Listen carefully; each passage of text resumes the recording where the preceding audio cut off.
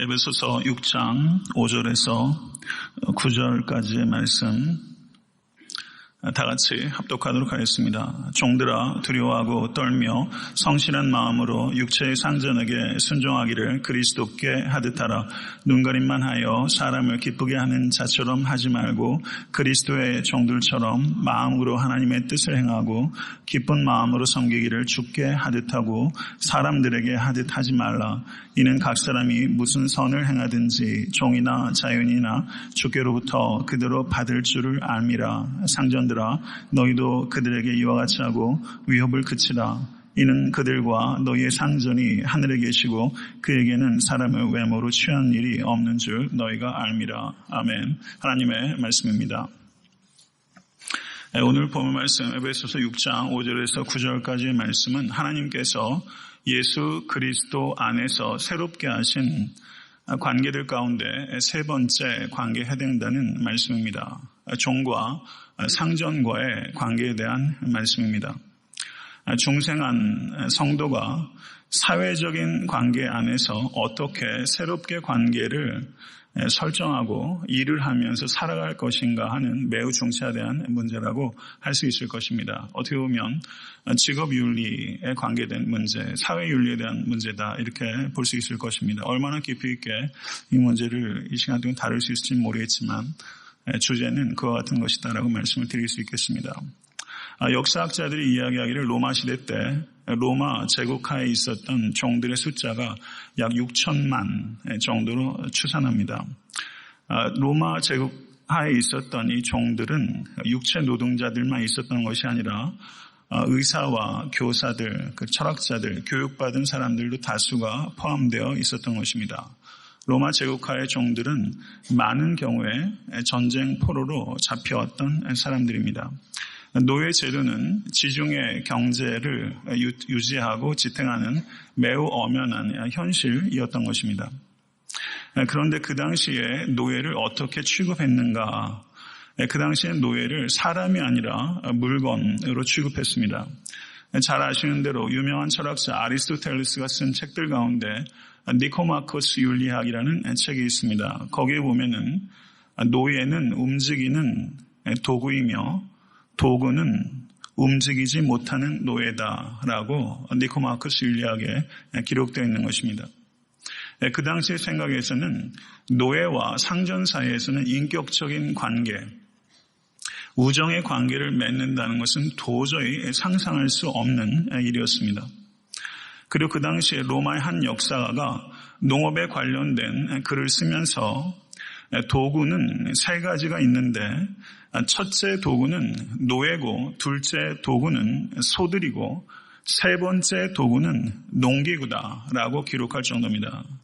그렇기 때문에 당대의 노예는 단지 말을 할 수 있는 도구 혹은 말을 할 수 있는 가축과 같이 취급될 정도로 인권이라는 것은 상상할 수 없을 정도의 처우를 받고 있었다라는 것을 역사적인 정황을 통해서 우리가 알 수 있는 것입니다. 노예는 법적으로 아무런 권리를 갖고 있지 못했습니다. 주인이 마음대로 할 수 있었습니다. 그래서 로마에는 이런 말이 있었습니다. 파테르 파밀리아스라는 말이 있었습니다. 파테르 파밀리아스.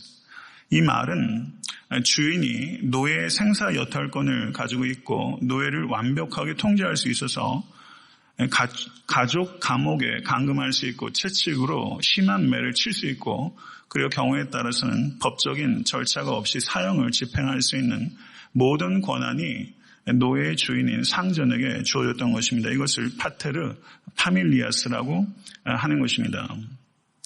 성도 여러분, 이와 같은 사회적 배경하에서 오늘 본문 말씀 에베소서 6장 5절 9절의 말씀을 사도 바울이 주셨다는 것은 이것은 충격적인 것을 넘어서서 매우 혁명적인 어떻게 보면 사회 근간 자체를 흔들 수 있는 매우 위태로운 선언을 한 것이다라고 볼 수 있는 것입니다.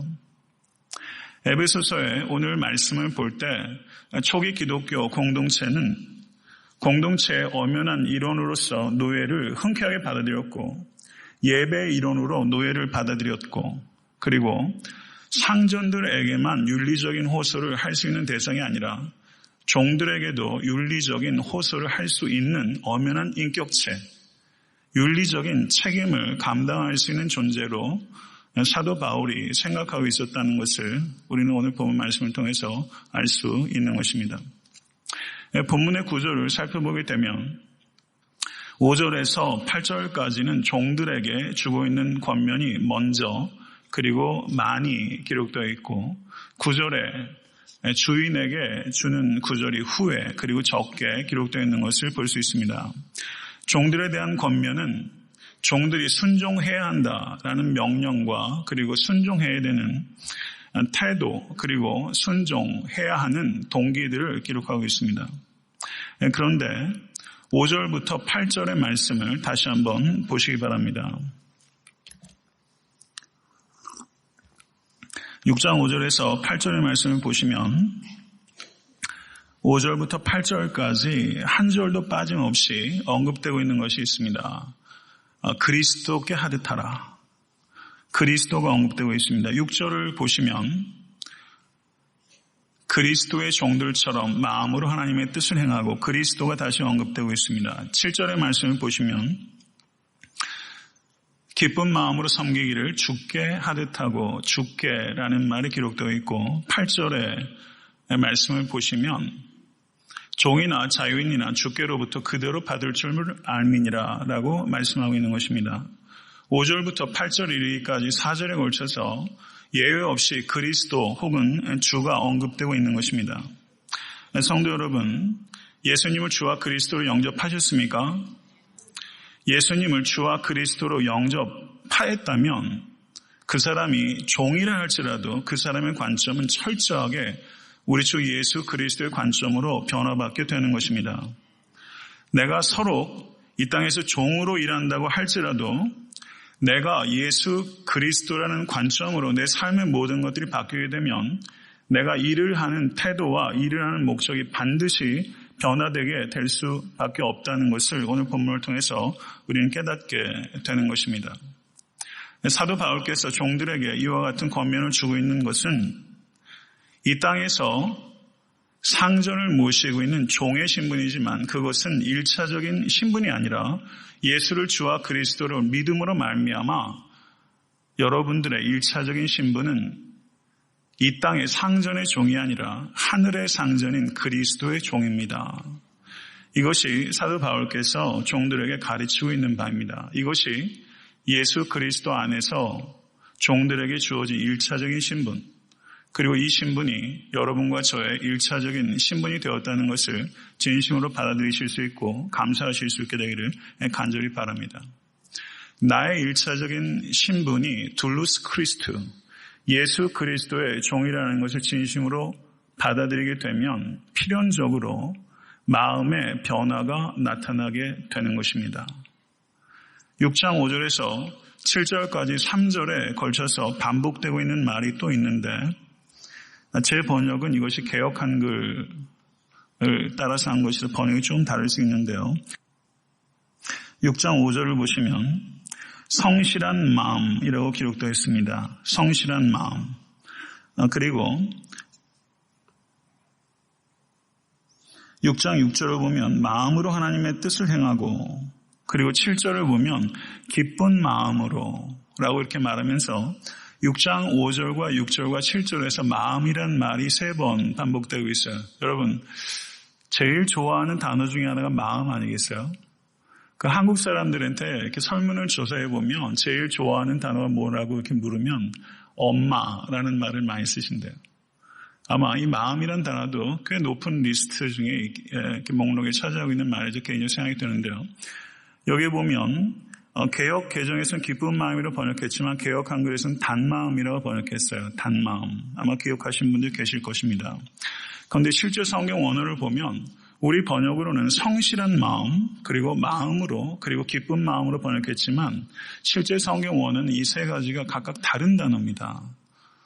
번역상에는 드러나지 않아요. 그런데 영어 번역을 봐도 그리스도가 서로 다른데 영어 번역에서도 거의 대부분 heart라고 일관되게 번역을 하고 있는 경우도 있어요. 특별히 YLT 번역은 YLT 번역이랑 좀 리터럴 센스로 번역한 번역본이 있는데 거기는 조금 다른 단어로 번역을 했는데 성경 원어는 세 개가 다르다라는 것을 좀 염두에 둘 필요가 있다고 봅니다. 성실한 마음, 이거는 아플로테스라는 단어가 사용되고 있는데 여기에서 성실한 마음이라는 뜻은 단일한 마음, simplicity of heart, 단일한 마음 혹은 sincerity of heart, 마음의 진실함, 이런 것을 의미하는 것입니다. 혹은 마음의 단순함. 이것은 상전을 섬길 때 어떤 숨겨진 의도나 저의를 가지고 섬기는 것이 아니라 순수하게 일편단심으로 상전을 섬기는 마음, 그것이 성실한 마음이라고 할 수 있는 것입니다. 우리가 이 마음에 무엇인가 의도를 가지고 하는 경우가 굉장히 많이 있다는 것이죠. 그런 의도가 일체 없이 순수한 마음으로 상전을 섬기는 것, 그것이 성실한 마음입니다. 두 번째, 6절에 기록되어 있는 마음으로 하나님의 뜻을 행하고 라고 했을 때 여기서 마음으로는 푸시케, 푸시케스, 제너티브로 사용돼서 소유격으로 푸시케스라는 말이 사용되고 있는데 여기서 푸시케라는 말은 일반적으로 번역될 때 heart라고 번역되기보다는 soul이라고 번역되고 있습니다. YLT 번역에서는 soul이라고 번역됐어요. 영혼으로 라고 이렇게 번역할 수 있어요. 혹은 푸시케가 생명이라는 뜻을 나타낼 때도 있습니다. life로 번역되기도 합니다. 그러면 여기에서 6절의 말씀, 마음으로 하나님의 뜻을 행하고는 영혼으로 하나님의 뜻을 행하고 생명을 다해서 하나님의 뜻을 행하고 이렇게 볼 수 있다는 것이죠. 요즘에 그런 이야기들 많이 하더라고요. 어떤 말을 하게 되는데 그 진심이 안 실리면 영혼이 없이 이야기를 했다, 이런 얘기 많이 합니다. 영혼을 담아서 섬기는 것. 그 다음에 이 마음으로, 이것은 사람의 비율을 맞추려고 겉으로만 일하는 것이 아니라 마음에서부터 우러나서 섬기는 것, 이것이 푸시케스, 영혼으로부터, 이렇게 말할 수 있습니다. 그 다음에 7절에 기쁜 마음이라고 번역을 하고 있는데 제 개인적으로는 개역 한글 번역이 더 좋은 것 같아요. 단마음. 저를 한번 따라 하시겠어요? 단마음이란 말을 사실 우리가 많이 쓰는 말 아닙니다. 그런데 이 단마음, 우리 번역으로는 기쁜 마음 이렇게 번역했는데 성경 원어는 유노이아라는 단어예요. 유노이아. 그런데 유노이아라는 그리스어가 신약 성경에 딱 한 번 여기만 등장하는 매우 독특한 단어예요. 유노이아의 마음이란 말입니다. 이것은 의무감으로 억지로 하는 것이 아니라 자원하는 마음으로 기쁨을 가지고 하는 것을 의미하는 것입니다.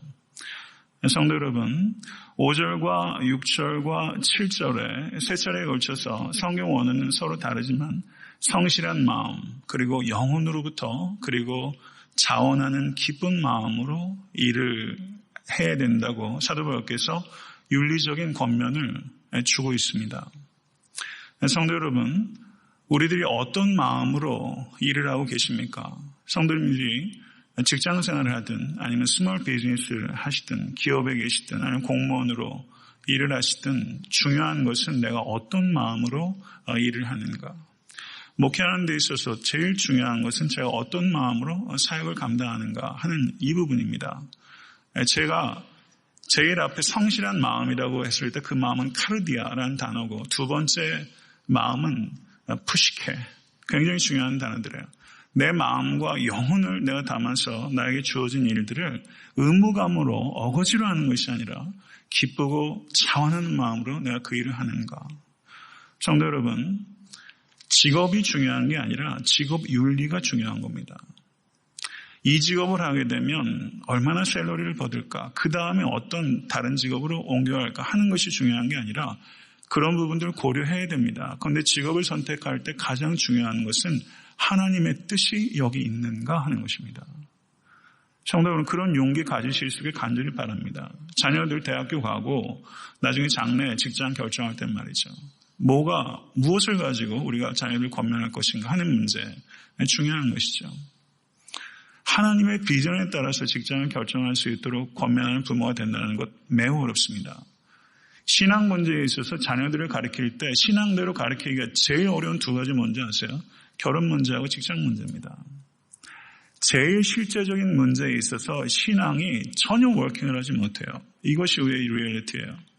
이것을 깊이 생각하시면서 제가 추후에 일을 어떻게 할 것인가 하는 문제, 제가 예전에 시리즈로 안식에 대해서 설교했는데 우리가 직장 생활하는 것이 사실은 교회에서 신앙생활하는 것보다 훨씬 높은데 이 직장 생활에서 어떻게 일에 대해서 성경적으로 이해할 것인가 하는 문제에 대해서 제가 조만간 좀 설교할 기회를 찾고자 합니다. 성도 여러분, 어떤 마음으로 일하고 계십니까? 자신을 바라보는 정체성이 바뀔 수 있게 되기를 간절히 바랍니다. 나를 바라보는 정체성이 바뀌면 타인을 바라보는 정체성이 바뀌고, 그리고 내 상전을 바라보는 정체성의 변화가 생깁니다. 나를 바라보는 정체성의 변화가 모든 변화의 시작이에요. 이것을 놓치게 되면 관계가 탁 틀어져 깨집니다. 5절에서 그래서 육체의 상전에게 순종하기를 그리스도께 하듯 하라 라고 말씀하고 있고, 7절에서는 기쁜 마음으로 죽게 하듯 하라 라고 말했습니다. 이것은 상전이 그리스도다라는 뜻 아닙니다. 상전이 그리스도를 대리한다는 뜻 아닙니다.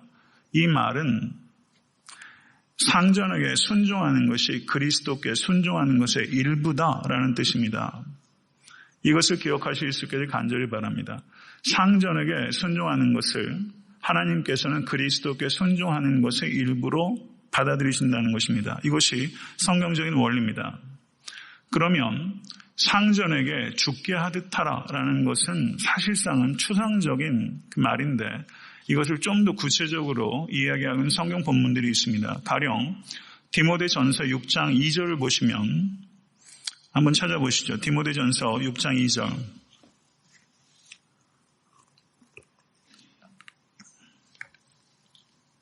다시 읽겠습니다. 믿는 상전이 있는 자들은 그 상전을 형제라고 가볍게 여기지 말고 더 잘 섬기게 하라. 이는 유익을 받는 자들이 믿는 자요 사랑을 받는 자임이라. 너는 이것들을 가르치고 권하라. 아멘. 여기서 보시면 믿는 상전이 있으면 형제라고 가볍게 여기지 말고 더 잘하라는 거예요. 여러분들 직장에 가셨는데 직장 상사가 혹은 직장의 오너가, 직장의 기업의 오너가 만약에 믿는 사람이라면 형제라고 해서 더 경시하고 믿는 사람이니까 대충 넘어했거니 이렇게 생각하는 것 옳지 않다는 거예요. 구체적으로 지금 주고 있는 거예요. 더 성실하게 섬기라. 믿는 사람에게 유익이 돌아가기 때문이다라고 말하고 있는 것입니다. 디도서 2장 9절에서 10절은 제가 얘기하겠습니다. 종들로는 자기 상전들에게 범사에 순종하여 기쁘게 하고 거스려 말하지 말며 떼어먹지 말고 오직 선한 충성을 다하게 하라라고 이렇게 말하고 있습니다. 떼어먹지 말라. 그리고 상전에게 거스려 말하지 말라라고 말하고 있습니다. 그리고 베드로전서 2장 18절은 좀 흥미로운 이야기를 하고 있는데요. 베드로전서 2장 18절 말씀 한번 보겠습니다. 베드로전서 2장 18절 다시 읽겠습니다. 사원들아 범사에 두려움으로 주인들에게 순종하되 선하고 관용하는 자들에게만 아니라 또한 까다로운 자들에게도 그리하라.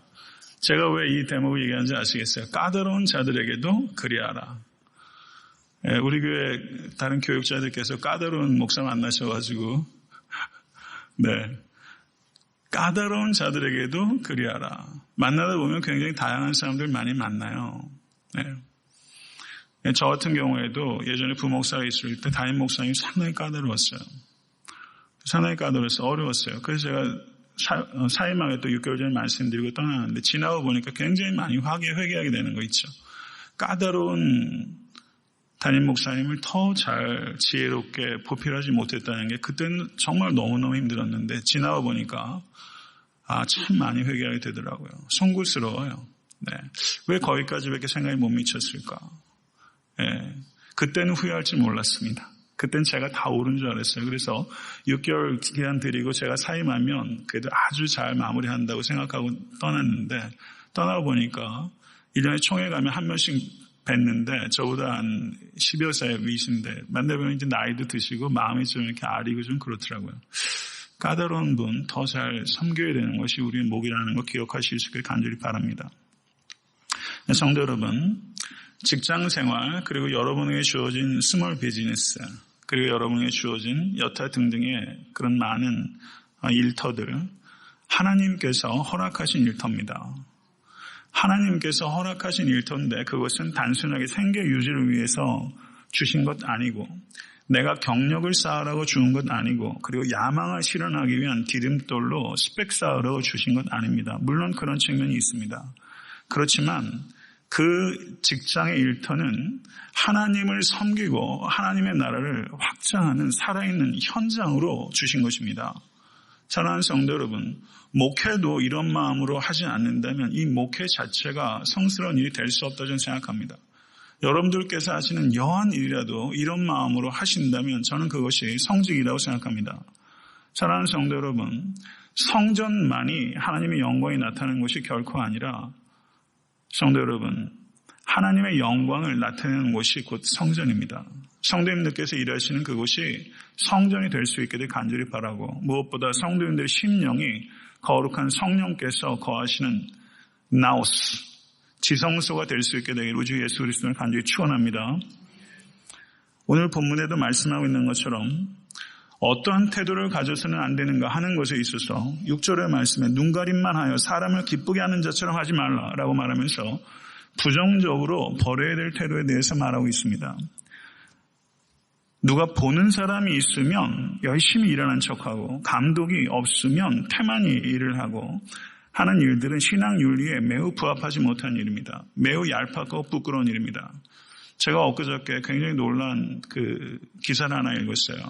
R.C. 스프라울이라고 굉장히 저명한 신학자고, 저도 그 사람 책을 덜어 읽었는데, 그분이 미국의 웹페이지에 이렇게, 제가 그 사이트를 뭔지 모르겠어요. 근데 뭐 이게 바람 피고 막 이런 사람들 이렇게 들어가는 뭐 이런 데인가 봐요. 제가 그 사이트를 정확하게 뭔지 모르겠는데, 대충 읽어보니까 이 R.C. 스프라울이 이 신학자가 그것에 대해서 굉장히 성토하고 거기에 가담하는 사람들을 비난했는데, 자기가 거기에 멤버였다는 게 밝혀져가지고 학교에서 정직 처분 받았어요. 그래서 그 사람 책 버려야 되나 지금 그러고 있습니다. 우리가 다 위선자입니다.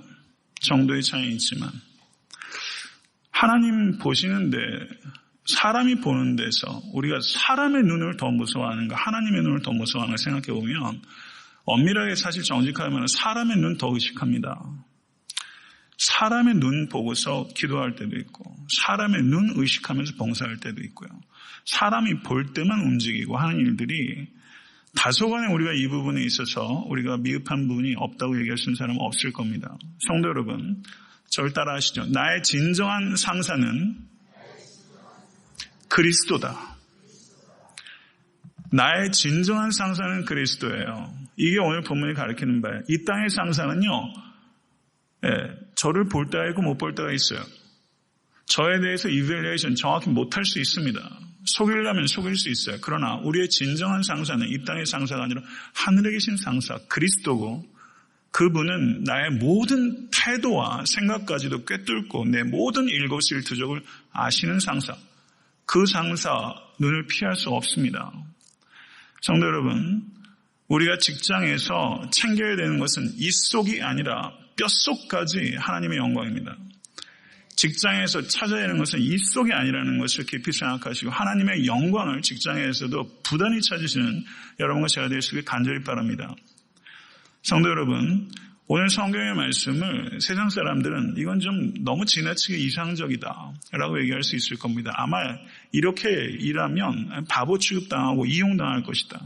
세상에 얼마나 거짓과 부정과 탐욕과 부패가 만연한데, 눈 뜨고 있어도 코베거는 세상에, 지금 같은 세상에 어떻게 이렇게 사느냐. 이용만 당한다. 이용당하기 쉬울 겁니다. 얼마나 악덕으로 기업을 운영하는 사람이 많고, 그리고 성도 여러분, 사람이 좀 이렇게 선하게 하게 되면 오히려 이용하고, 그리고 노동하는 사람들, 자기 밑에 있는 사람들, 기계 취급하는 일들이 사실 비일비재합니다. 선의가 악용되기 쉽습니다. 이런 상황에서 그 주인을 그리스도께 대하듯 한다라는 이와 같은 윤리는 사실상은 매우 비현실적으로 들리기까지 하는 것입니다. 이민 생활하시면서 이 자리에 계신 성도님들 직업, 저희 교회에 있는 직업들 이렇게 쭉 보게 되면 이민 생활을 하시면서 선택할 수 있는 직업이 몇 개나 되세요. 한국에서 하셨던 공부나 배경과 지식과 연관된 직장 생활 하시고 그걸 통해서 생계를 유지한다는 것 매우 어려운 일입니다. 이민 생활에서 택할 수 있는 직업 자체가 너무 리밋되어 있어요. 일하면서 무슨 보람을 그렇게 찾으세요?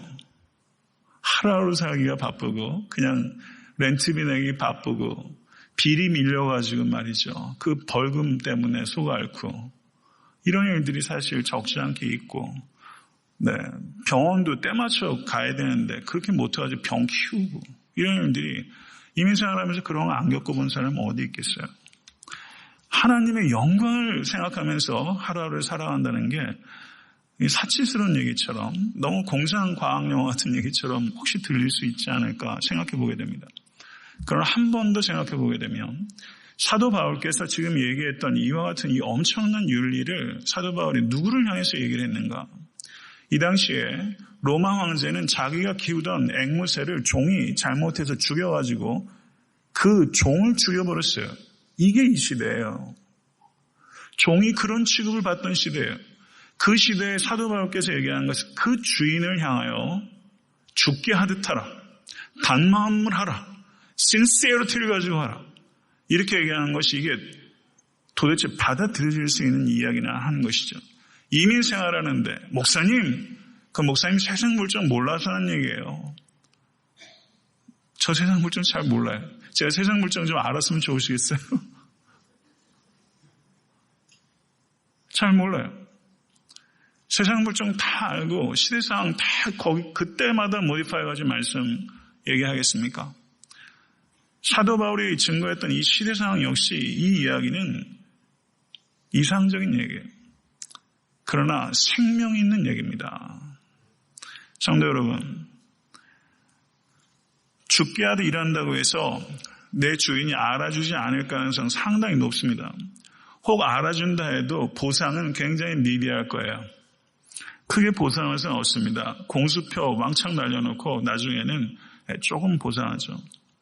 이용하려고 할 경우 많이 있을 거예요. 아마 이용당한 경우 많이 있을 겁니다. 그런데 왜 죽게 하듯 해야 되는가? 8절 후반부를 보세요. 8절 후반부.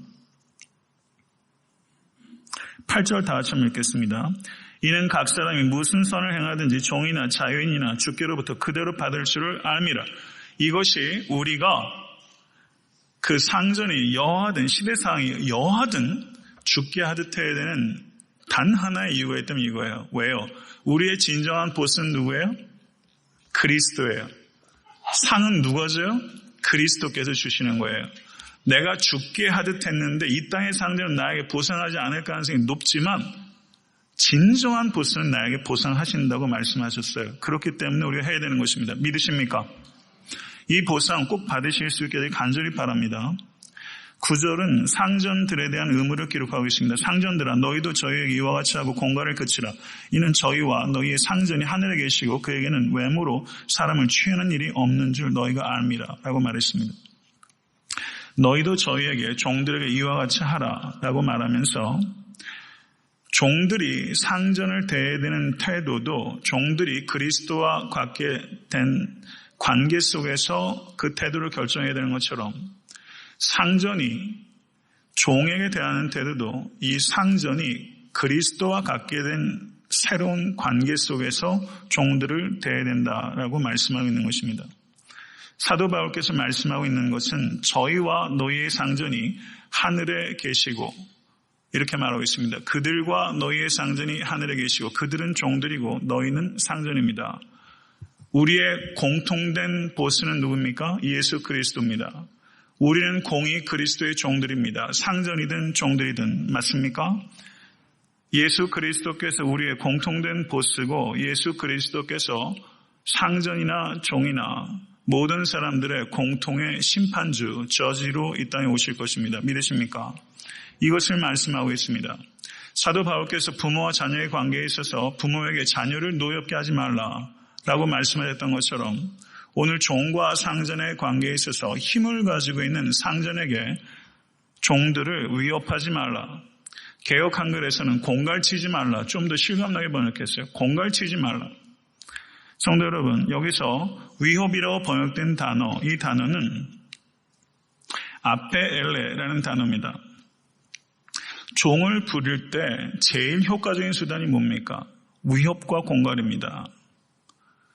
인격적으로 대하고 말로 다 하려면 얼마나 힘들고 어려운지 몰라요. 일의 효율성 떨어집니다. 그런데 공갈, 협박하게 되면 이 칼자루 짚고 있는 사람이 그렇게 되면 일이 팩팩 돌아갑니다. 그래서 이 당시에 세네카란 철학자는 모든 노예는 적이다 라고 말할 정도로 노예를 적과 같이 다루는 것이 효율적이다라는 것을 그 시대 사람들이 악용하고 있다는 것을 비판했습니다. 노예는 적이다. 적을 다루듯이 대하라라는 것이 그 당시의 시대상입니다. 그런 상태에서 지금 사도 바울께서 이런 윤리를 주고 있다는 것입니다. 성도 여러분, 지금도 왕왕 벌어지고 있는 일들이 한국 사회에서 마찬가지 전 세계에서 이 사각지대에서 이 노동자들을 구타하고 학대하고 그리고 성적으로 학대하고 가두고 하는 일들이 굉장히 다반사로 일어납니다. 성도 여러분, 사도 바울께서는 사람을 외모로 취한 일이 없는 줄 너희가 알미라 말씀하시면서 하나님 나라에서는 종과 상전의 구분이 없다는 것을 명확하게 하고 계십니다. 성도 여러분, 이 세상에 우리를 구분짓는 여한 줄치기도 하늘나라에서는 다 폐지가 되고 오직 예수 그리스도 안에서 우리는 동등한 하나님의 권속이요 하나님의 자녀입니다. 이것을 생각하실 수 있기를 간절히 바랍니다. 성도 여러분, 우리가 이러한 문제들을 우리가 우리의 실생활 속에 적용한다면 여러분들 지금 여기에서 어디에서 이렇게 일을 다른 사람 밑에서 일하시는 분도 계실 것이고 자기 비즈니스 하고 계신 분들도 계실 거예요. 조그만 일이라도 자기 비즈니스를 하고 계시다면 거기서 일하는 사람들 나와 동등한 존재로 여기라는 것을 오늘 본문은 우리에게 가르치고 있습니다. 그리고 말과 행동으로든 절대 위협하지 말라는 것을 우리에게 윤리로 주고 있는 것입니다. 그리고 그 사람들을 내가 이윤을 추구하고 극대화하기 위한 수단으로 여기서는 안 된다는 것입니다. 사람은 목적으로 삼아야 되는 존재지 수단으로 삼아서는 안 되는 존재입니다. 사람을 결코 도구화하지 않으실 수 있는 여러분과 제가 될 수 있게 간절히 바랍니다. 내가 같이 일하는 사람을 동반자로 여기고 그들의 권익과 복지에 대해서 할 수 있는 최선의 노력을 하는 것 매우 중요한 일이라고 생각합니다. 성경은 우리에게 이와 같은 윤리를 가르쳐주고 있어요. 성도 여러분, 현실 세계에서도 악독 기업가들도 있습니다. 그러나 악독 기업가만 있는 게 아니에요. 악한 노동자들도 많습니다. 악한 노동자들도 많아요. 부자라고 다 교만한 것 아니고 가난하다고 다 겸손한 것 아닙니다. 마음이 가난해야 겸손합니다. 성도 여러분, 부자든 가난한 사람이든 너무 일반화시켜서 얘기하는 것 무례하고 섣부른 행동입니다. 악한 노동자들도 있어요. 그런데 그 악한 노동자들을 대할 때 오늘 본문 말씀을 생각해 보십시오. 그들을 나와 동등한 존재로 여기고 그리고 나 역시 그리스도의 종이라는 관점 하에서 그들을 섬기라라고 지금 사도 바울께서 이와 같은 윤리를 가르치고 있어요. 이런 윤리는 지금 기업에 가가지고 강연을 해도 레디컬한 소리 아마 들을 수 있을지 모르겠습니다. 성도 여러분, 우리가 일을 하는 그리고 자기 사업을 하는 것의 1차적인 목표는 경청하십시오. 이윤 창출이 아닙니다. 이윤 창출이 내가 하는 사업의 1차적인 목표가 아닙니다. 하나님 나라의 원리와 가치를 실현하는 것이 1차적인 목표입니다. 믿으시면 아멘 하세요. 이것이 내가 하는 일의 1차적인 목표입니다. 이윤 창출이 아니에요. 이윤 창출이 목표라고 생각하기 때문에 이윤의 극대화를 생각하게 되고 사람을 도구하는 일들이 필연적으로 따르게 되는 것입니다. 이윤 창출이 아니라 하나님의 나라의 가치와 원리를 실현하는 것입니다. 내 주머니에 더 많은 이익을 넣는 것이 아니라 더 많은 영광을 하나님께 돌리는 것이 우리가 하는 일의 목표입니다. 성도 여러분, 뭐로 가도 한양에만 가면 된다. 이렇게 생각하는 것 내려놓으셔야 됩니다. 성도 여러분, 얼마 전에도 올해도 세간에 굉장히 떠들썩했던 게 한국의 큰 교회 장로가 국방 방산업 계통이 일어나면서 엄청난 돈을 부정적으로 축제하고 교회 건물, 교회를 또 이용해가지고 돈 세탁하고 하는 일들 여러분 다 아시죠? 그분이 교회에다 헌금을 굉장히 많이 하셨대요. 성도 여러분, 이 부분을 우리가 좀 생각해야 됩니다. 뭐로 가도 한양만 가면 되는 게 아닙니다. 윤리적으로 경영하고 그리고 신앙적으로 경영해야 됩니다. 심지어 세상에 예수를 믿지 않는 기업인들도 윤리 경영이라는 말을 합니다. 그러면 그리스도인들의 윤리 경영에 대해서 매우 심각하게 생각해야 됩니다. 성경 말씀대로 하면 망한다고요? 우리가 한번 깊이 생각해, 망할 만큼 성경 원칙대로 한번 기업을 운영해 봤는가? 망할 만큼. 그렇게 한번 밀어붙여 봤는가? 끝까지 성경의 원리를 구현해내려고 아주 지혜롭게 내 직장에서 일터에서 그렇게 한번 해봤는가? 저는 오히려 그렇게 되먹고 싶습니다. 안 망할 겁니다. 절대 망하지 않을 것입니다. 성도 여러분, 하나님의 방법대로 따르지 않고 사업을 하고 기업을 하면서 흔히 하는 말이, 목사님 사업 잘 되면 11조 많이 내겠습니다. 그런 얘기들 왕왕하시는 경우가 있어요. 성도 여러분, 하나님께 기뻐하신 게 뭐라고 생각하십니까? 교회 헌금을 하나님께 드리는 것, 성도의 당연한 의무입니다. 그런데 정말 중요한 건 교회에 드려지는 헌금도 하나님의 영광에 서 쓰일 때 의미 있는 돈이 되는 것입니다. 성도 여러분, 하나님의 방법대로 경영을 하면서 이윤이 줄어들어서 교회에 크게 헌신하고 싶은 마음이 있지만 그렇게 못해도 그건 하등의 문제가 되지 않습니다. 궁극적으로 그렇게 기업이나 사업을 운영하는 것 자체가 하나님께 영광을 돌려드리는 것입니다. 성도 여러분, 뭐로 가도 하나님만 가면 된다. 그래가지고 내가 여왕 방식으로 해도 어떻게 벌어가지고 정승처럼만 쓰면 된다. 이렇게 생각하지 마시고 정승처럼 일하세요. 윤리적으로. 하나님의 방법대로 사업하시고 기업 운영하시길 간절히 바랍니다. 헌금을 많이 못 드려도, 기부를 많이 못해도 하나님의 방식대로 일하고 하나님의 방식대로 사업하는 것, 그게 하나님께 영광을 드리는 것입니다. 이것을 깊이 생각하시고 하나님을 이용하지 않으실 수 있게 되길 바랍니다. 한 가지 중요한 요점을 나누고 말씀을 맺겠습니다. 노예제도가 폐지된 게 불과 얼마 안 됐어요. 노예제도가. 오늘 본문 말씀을 특별히 남북전쟁할 때 남부의 기독교가 이 본문 말씀을 가지고 노예제도를 옹호했습니다. 이 본문 말씀을 가지고 노예제도를 기정사실로 받아들이고 있다, 이렇게 보는 것이죠. 그러합니까?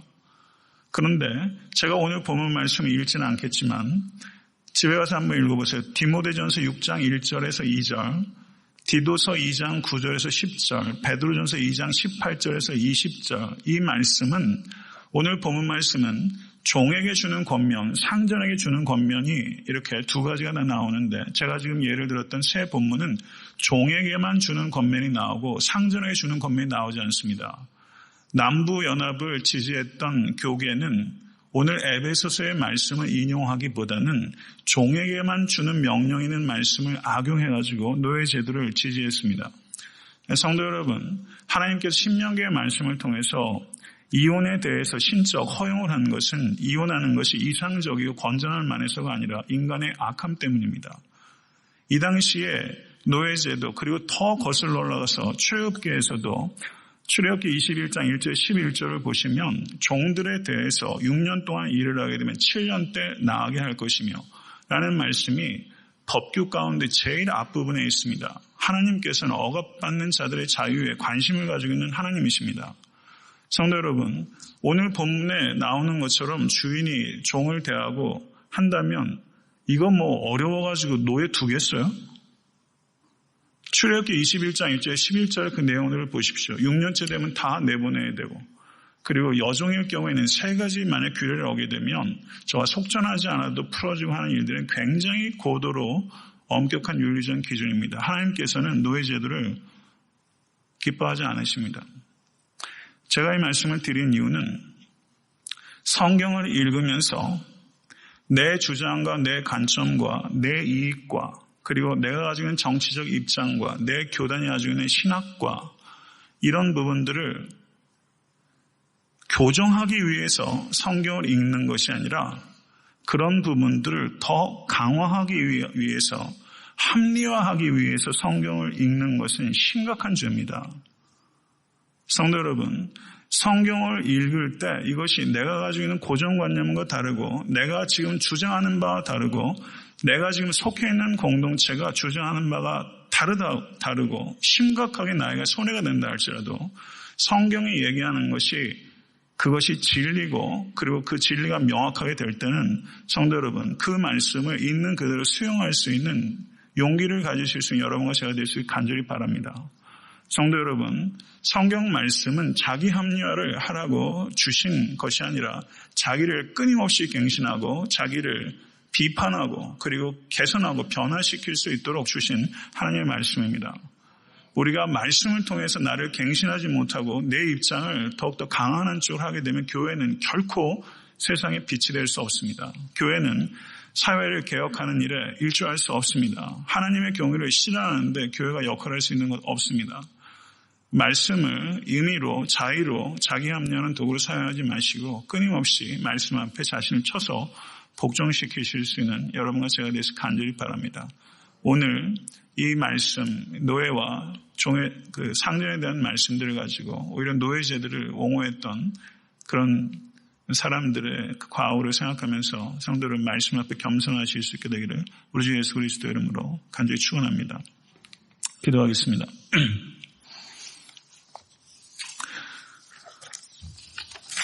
성도 여러분, 오늘 깊이 생각할 수 있게 되기를 바랍니다. 돈이냐, 영혼이냐 하는 문제입니다. 결국은 간단히 말하면 돈이냐, 영혼이냐. 내가 직장에서 일을 해주는 사람일 때나 아니면 직장에 오은하거나 상관없이 내 목적이 돈이냐, 영혼이냐. 내 목적이 정말 영혼이라면 오늘 말씀은 나에게 굉장히 실제적인 지식이 될 것입니다. 성도 여러분, 영혼을 목표로 삼으실 수 간절히 바랍니다. 저는 이 말씀을 묵상하면서 평생 살면서 단 한 번이라도 이런 직원을 만날 수 있다면, 단 한 번이라도 이런 사장님을 만날 수 있다면, 단 한 번이라도 이런 상사를 만날 수 있다면 이거는 굉장한 변화를 일으킬 수 있다고 생각합니다. 모쪼록 이 자리에 계신 성도께서 이와 같은 직업 윤리를 가지고 사는 것에 대해서 오늘 진지한 고민이 시작될 수 있게 되기를 간절히 바랍니다.